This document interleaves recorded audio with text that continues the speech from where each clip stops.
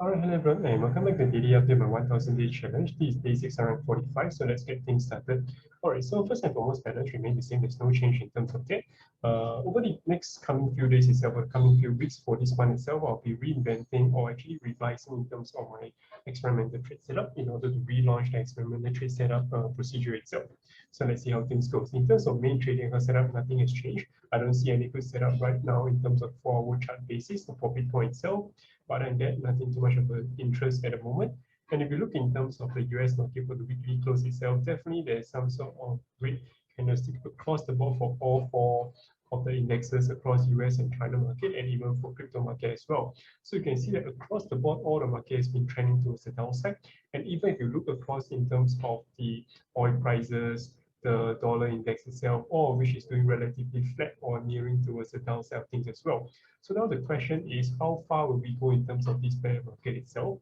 Because ultimately, when it comes to valuations of big assets or big commodity itself, to me, it still ultimately links to how much are people willing to pay for it at the end of the day.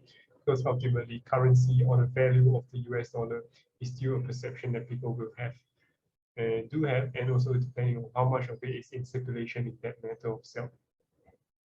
All right. And of course, it's not just about the US dollars. You also have to take into account the other currency, the conversion rate between other currency to US dollar, and how much of it is able to super technically be able to value price of asset or commodity alike. All right, so beyond in terms of the macroeconomics wise speaking, if we look in terms of price action across the board, I would say that the US market tentatively, there could be some sort of a decent or small little bounce next week.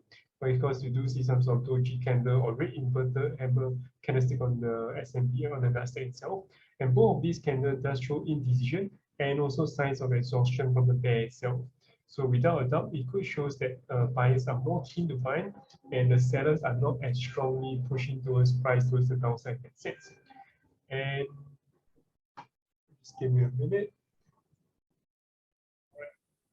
In terms of the China market itself, there's a red candlestick, but there's no clear strength for both ASHR and KWEB.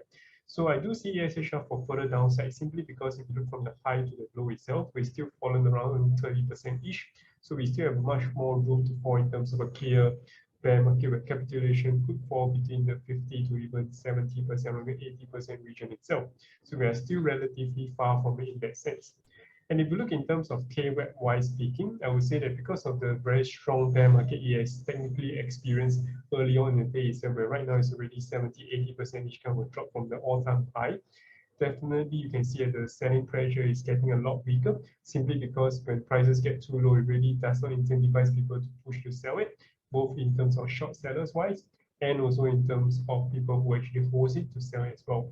So basically, it's like you having just $1 left, and there's only 20 cents starting from $1, and right now there's only 20 cents. And yeah, you probably don't see much of a benefit to just sell off and just take the 20% off the table. And similarly, for the people who are looking to short it, similarly, there's only 20%, 20 cents left in the sense that you don't see much of a major drop. And in terms of risk to reward, you'll be a lot poorer. So people will be avoiding to short the market just as well. So let's see how things go. The question is, when would it be actually reversal in terms of trend? In this case, if a capitulation doesn't bring about it, the second kind of a bottom forming is that we can form a very long bottom throw itself, whereby price fluctuates on the very low side of things for extended period of time, be it half a year to even a year itself, before we actually pick things up, simply because they will go through accumulation phase for the smart money to technically accumulate in that sense.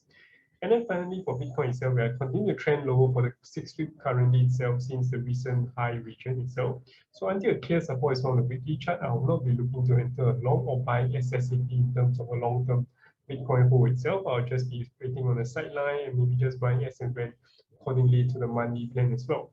All right, otherwise, that's more or less about it. If you guys have any questions, feel free to drop by your comments below, or I'll see you guys tomorrow. Take care. Bye-bye.